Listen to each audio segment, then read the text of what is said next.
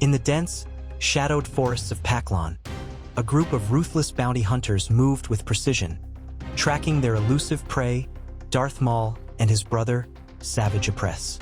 Their search led them to a dimly lit bar, where two hooded figures had drawn their suspicion. Inside, Maul and Savage sat in silence, their faces hidden beneath heavy cloaks.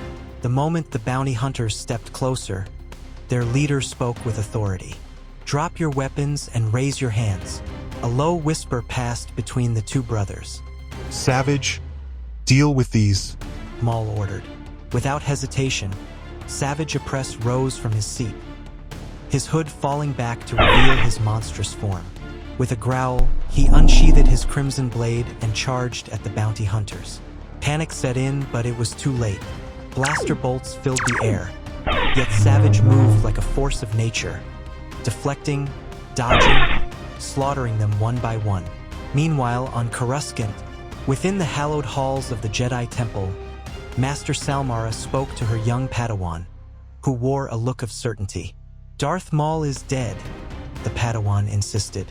Master Salmara met his gaze, her voice calm but firm. "So we thought."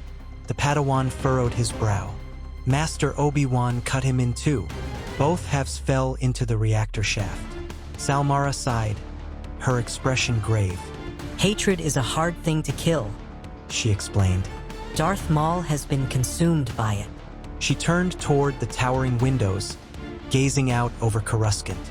"Imagine that hatred, this rage, fueling him, keeping him alive.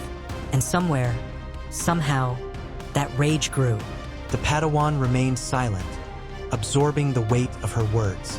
"As hard as it is to comprehend," Salmara continued, "coming back from near death may have only made the Sith Lord stronger and even more dangerous." Savage loomed over the last surviving hunter, a trembling man who had backed himself against the wall, eyes filled with terror. Just as Savage raised his saber to strike, Maul lifted a hand. Hold. Savage hesitated, tilting his head slightly. I said hold. The bounty hunter swallowed hard as Maul's burning gaze locked onto him. Who would dare attack us? Maul demanded. The hunter stammered, voice barely above a whisper. Someone put a price on your head. It's huge." The crimson glow illuminating the hunter's pale face. Who? Maul pressed.